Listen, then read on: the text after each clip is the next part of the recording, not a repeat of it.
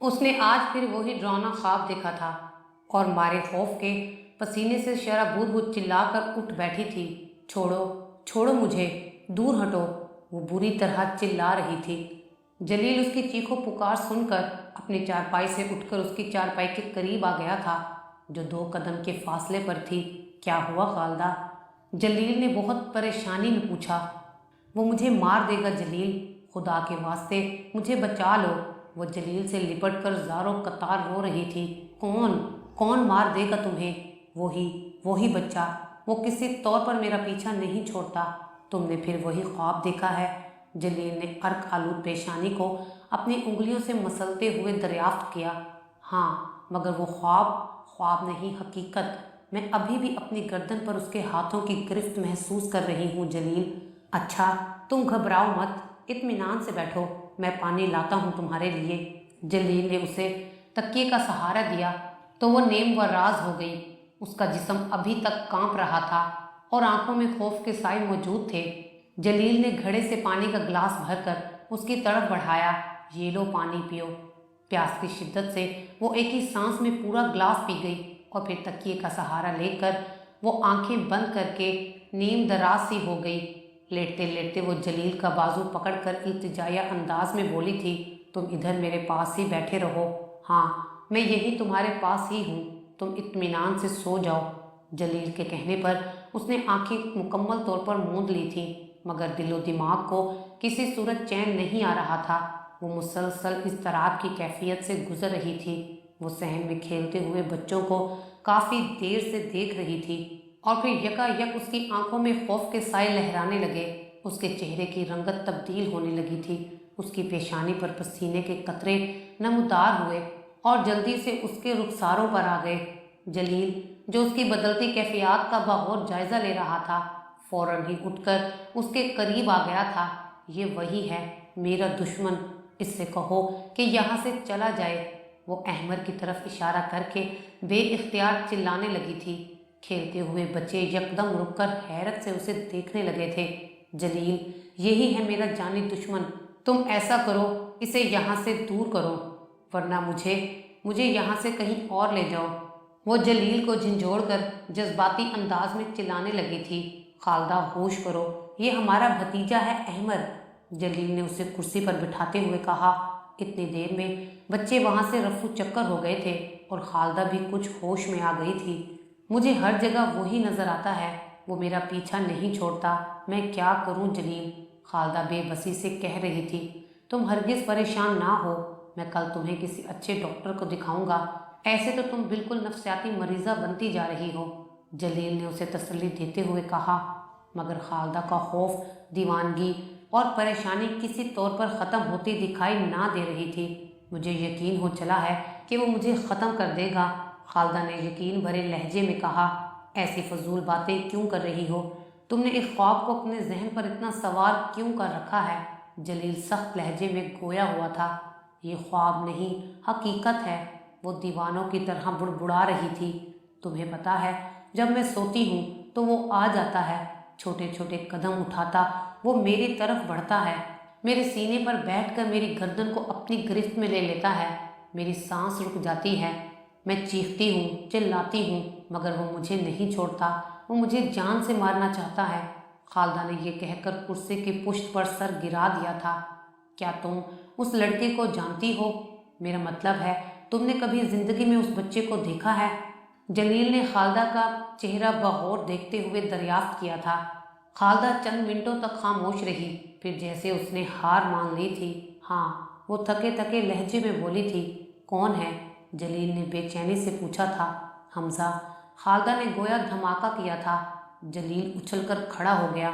میں بہت اذیت سے گزر رہی ہوں، میری زندگی میں ایک پل سکون نہیں، سوتے جاگتے مجھے کسی پل قرار نہیں آتا، خالدہ مجرمانہ انداز میں ہولے ہولے کہہ رہی تھی۔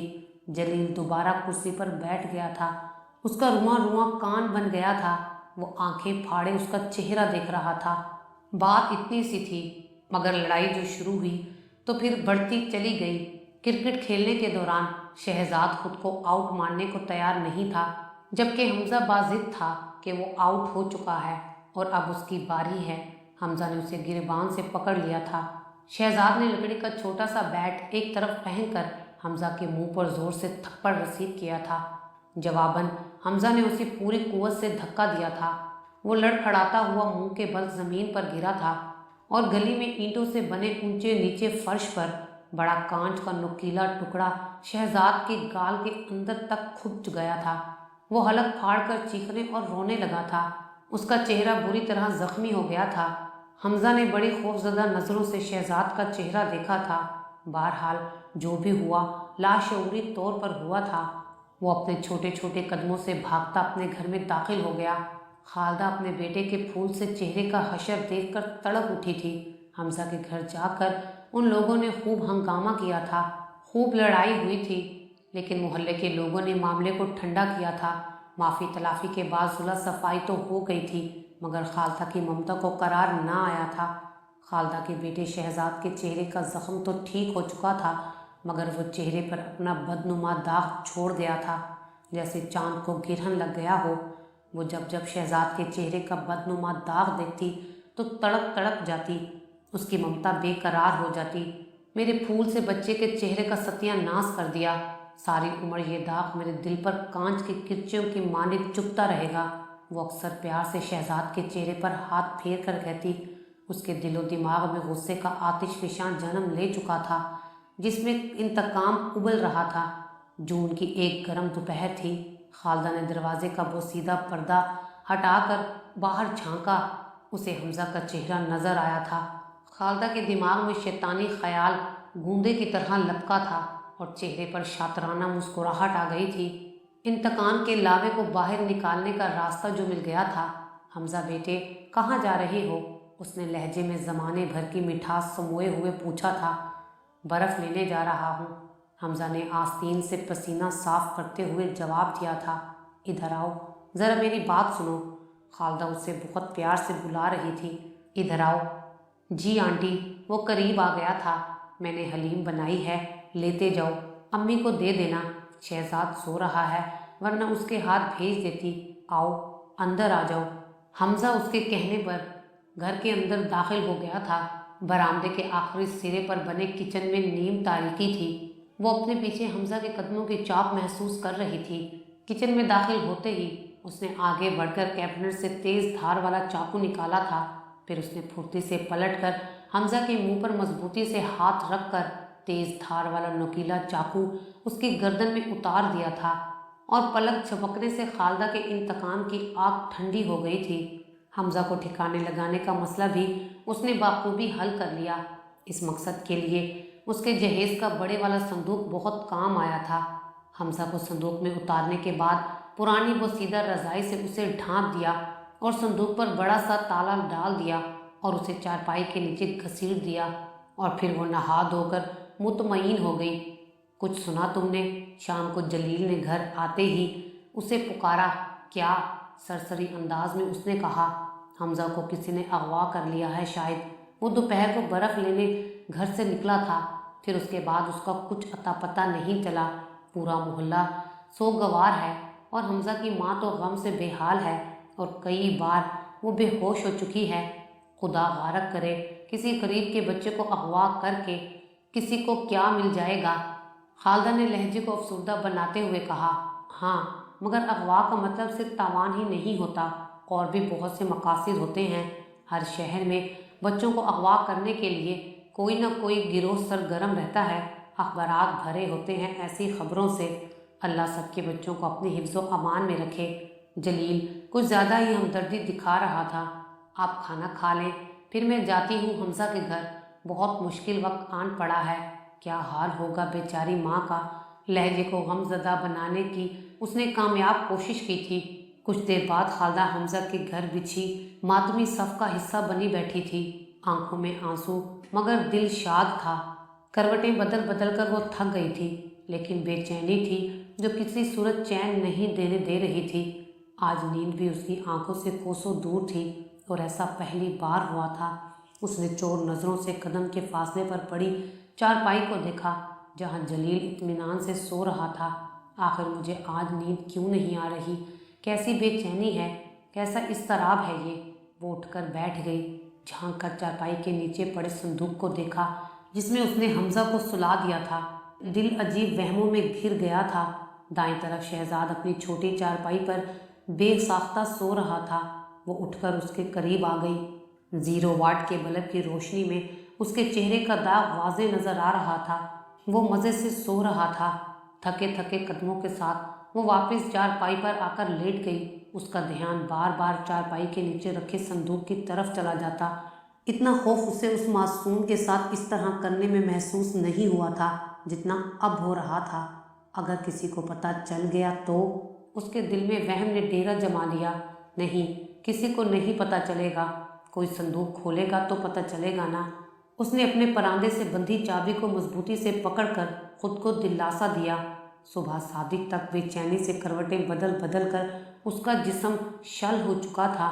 दूर दूर तक मसाजिद में ऐलान करवाए गए, अखबारात में इश्तहारात दिए गए, अस्पतालों, यतीम खानों, हत्ता के शहर के गली कूचे छान मारे गए। हमजा को ना मिलना था और ना ही वो मिला। उसकी माँ बच्चे के गम में पागल हो रही थी। रात की तारीकी में जब वो चीखती चिल्लाती तो उसकी दिलजोर चीखों से मोहल्ले वालों के दिल कांप उठते।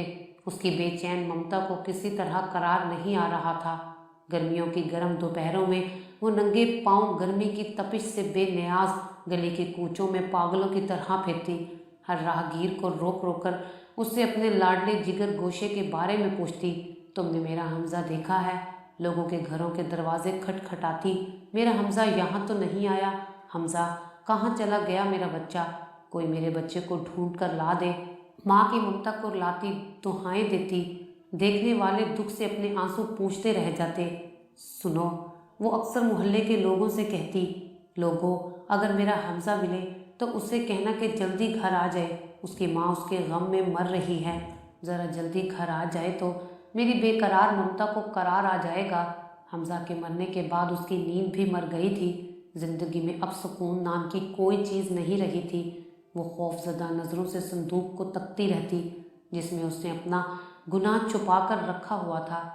अब उसके ज़मीर पर हर वक्त एक बोझ सा धरा रहता था। एक दिन जलील ने भी उसकी बदलती हुई हालत को नोट किया था।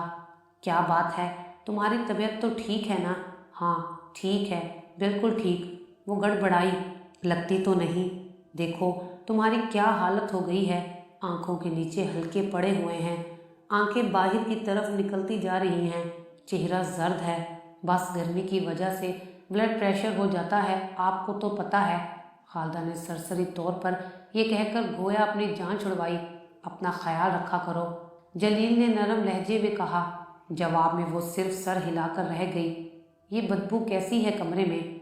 जलील ने नागवारी से कमरे का जायजा लेते हुए कहा। कैसी बदबू? खालदा के कदमों तले से ज़मीन खिसक गई। क्या तुम्हें महसूस नहीं हो रही जैसे गले सड़े गोश्त की बदबू हो? नहीं, नहीं तो? हाँ शायद कोई चूहा मरा पड़ा होगा किसी पलंग के नीचे। खालदा ने फ़ौरन बात बनाई। मैं सफाई कर लेती हूँ। वो जल्दी से बोली। अच्छा मैं बाज़ार जा रहा हूँ, तुम्हें कुछ मंगवाना हो तो बता दो। नहीं, फ़िलहाल तो किसी चीज़ की ज़रूरत नहीं, खालदा ने जल्दी से कहा। वो तो खुद चाहती थी कि जलील जल्द अज जल्द यहाँ से चला जाए। जलील के जाने के बाद उसने संदूक के करीब आकर लंबा सांस लिया और फिर नाक पर अपना दुपट्टा रख लिया। उस बच्चे में गले सड़ने का अमल शुरू हो चुका था, जिसकी बदबू आहिस्ता आहिस्ता कमरे में फैल रही थी। ये अब नई मुसीबत है, वो बड़बड़ाई और दूसरे कमरे में जाकर परफ्यूम की बड़ी बोतल उठा लाई। फिर उसने संदूक पर खूब अच्छी तरह स्प्रे किया। बदबू परफ्यूम की दिल फरेब खुशबू में दब गई थी। एक बार फिर वो मुतमईन सी हो गई। फिर ये उसका रोज़ का मामूल बन गया। वो रोज़ संदूक पर परफ्यूम का स्प्रे करती। बदबू दिन ब दिन बढ़ती जा रही थी। वो बाज़ार से मज़ीद 4 परफ्यूम खरीद कर लाई थी। अब ये कमरा हमावक्त मुख्तलिफ इकसाम की खुशबुओं से महकता रहता था। एक दिन जलील ने शोखी से कहा, भाई क्या बात है, आजकल कमरा खूब साफ़ सुथरा रखती हो। हर दिन कोई ना कोई खुशबू कमरे में महकती है। जलील की बात पर पहले तो वो घबरा गई, फिर संभल कर बोली, सियाने कहते हैं खुशबू इंसान के जहन और शख्सियत पर अच्छा असर डालती है। इस तरह खालदा ने बात को संभाल लिया, मगर खालदा की परेशानी में मज़ीद इजाफा हो गया था। आखिर कब तक वह खुशबू का सहारा लेकर इस गुनाह को छुपाती फिरेगी? कुछ ना कुछ तो करना ही पड़ेगा। जलील के कमरे से बाहर जाने के बाद उसने चारपाई पर बैठते हुए सोचा, इस मुसीबत को जल्द अज जल्द इस घर से दफा करना पड़ेगा। वो संदूक को देखकर बुड़बड़ाई। रात सोने से पहले उसने चुपके से अपने बटुए से नींद की गोलियां का पत्ता निकाला और गोलियां पानी के साथ निगल कर तकिए पर सर रख दिया। अब बेसुकूनी से घबरा कर वो मसनूई नींद का सहारा लेने लगी थी, जिससे कुछ देर तो आंख लग जाती थी, मगर 2-3 घंटों बाद ही वो किसी डरावने ख्वाब से घबरा कर मारे खौफ के उठ जाती और बाकी रात हस्बे मामूल आंखों में ही कटती थी। जलील को किसी काम के सिलसिले में शहर से बाहर जाना पड़ गया था, तो खालदा ने सुकून का सांस लिया। कम अज़ कम अब वो इत्मीनान से हमज़ा को ठिकाने लगा सकती थी, जो किसी नंगी तलवार की तरह हम वक्त उसके सर पर लटकती रहती थी। जब उसे यकीन हो गया कि शहजाद सो चुका है, तो उसने चारपाई के नीचे से संदूक खींचा और कांपते हाथों से ताला खोला। नाक पर कपड़ा होने के बावजूद बू की एक लहर उसके नाक में घुसती चली गई। हमज़ा की हालत नाकाबिले बयान थी। वो खौफ से कांप कर रह गई। उसने हमज़ा के ऊपर जो रज़ाई डाल रखी थी उसमें कीड़े पैदा हो गए थे। हमज़ा को एक मजबूत बोरी में मुंतकिल किया और बोरी के मुंह को मजबूती से बांध दिया, और इस सारे काम के बाद वो बुरी तरह कांप रही थी। घर से बाहर ताला लगाया, तेज तेज कदम उठाती वो गंदे नाले तक पहुंची कि गंदा नाला घर से दूर नहीं था। बोरी नाले में फेंकने के बाद वो हल्की फुल्की हो गई थी, जैसे जहन से बहुत बड़ा बोझ उतर गया हो। कुछ देर बाद वो बोरी नज़रों से ओझल हो गई और उसी रात हमज़ा उसके ख्वाब में आया। वो गुस्से से जारहाना अंदाज में उसकी तरफ बढ़ा और उसके सीने पर बैठकर उसकी गर्दन दबोच ली। वो एकदम खौफ से चीख कर उठ बैठी। क्या हुआ अम्मी? शहजाद उसकी चीख सुनकर उठ गया था। वो अब सहमे हुए लहजे में एक तरफ देख रहा था। खालदा की आंखों में वहशत नाच रही थी। नहीं, कुछ नहीं, तुम सो जाओ बेटा, उसने हकलाते हुए कहा था। जिस मुसीबत को वो गंदे नाले के सपुर्द करने के बाद वक्ती तौर पर मुतमईन हुई थी, अब वो सारा इत्मीनान भांप कर उठ गया था। अब उसके ज़मीर पर एक बोझ सवार हो गया था। बेसकूनी और अजियत के सिलसिले बढ़ते जा रहे थे। ख्वाबों और ख्यालों में अब हमज़ा उसको किसी पल चैन नहीं लेने देता था। वो तकरीबन नफ्सियाती मरीज़ा बन गई थी, नीम पागल सी हो गई थी, हमज़ा की माँ की तरह। जलील बेयकीनी से उसके चेहरे को देख रहा था। वो उसे उस वक्त अपनी बीवी नहीं बल्कि एक बेहिस औरत नज़र आ रही थी, जिसके हाथों एक मासूम बच्चे की जान ज़ाया हुई थी। तुम इतनी बेहिस कैसे हो सकती हो? नहीं, मुझे यकीन नहीं आता, वो खोए खोए लहजे में बोला। खालदा की आंखों में पछतावे के आंसू आ गए थे। ममता के हाथों मजबूर होकर मैंने ऐसा किया। अपने बच्चे का बदनुमा दाग और चेहरा मुझे चैन नहीं लेने देता था, और फिर मेरे अंदर की इंसानियत जैसे मर गई थी, और मैंने अपने इन हाथों से वो अपने हाथ जलील के सामने फैलाकर रोने लगी। मैं बहुत अजियत से गुजर रही हूँ जलील। मुंह पर दुपट्टा रखते हुए आंसुओं के दरमियान बामुश्किल से वो बोली, तुम्हें कैसे सुकून मिलेगा खालदा? एक बेगुनाह मासूम को जिसे तुमने मामूली सी लड़ाई में मार दिया है, उसकी माँ का हाल तो देखो, पागलों की तरह मारी मारी फिरती है। फिर भला तुम्हें कैसे सुकून मिलेगा? मेरी आंखों पर इंतकाम की पट्टी बंधी हुई थी, मैं अंधी हो गई थी। इंतकाम? मामूली से झगड़े का इस कदर भयानक इंतकाम? गुस्से से तुम्हारी अक्ल भी मफलूज हो गई थी। ये तुमने क्या कर दिया? बहुत बुरा किया तुमने, जलील ने बड़े दुख भरे लहजे में कहा और अपना सर दोनों हाथों में थाम लिया। खालदा अब हिचकियों से रो रही थी। मैं खालदा जलील हूँ। अपने शोहर से हाल दिल कहने के बाद भी मुझे सुकून नहीं मिला। मेरा ज़मीर मुझे झिझोड़ता है। ख्वाब व ख्याल में हमज़ा का भूत मेरे दिमाग पर चिपका रहता है। मैं बिल्कुल पागल हो गई हूँ। अक्सर मेरा बेटा शहजाद भी मुझसे खौफज़दा रहता है।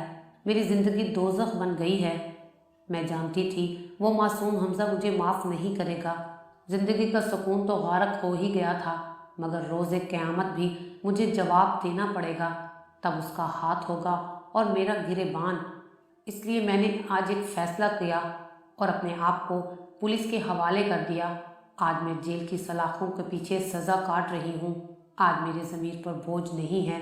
अब हमज़ा भी मेरे ख्वाब में नहीं आता, क्योंकि अपने किए की सज़ा पाकर मैं मुतमईन हो गई हूँ।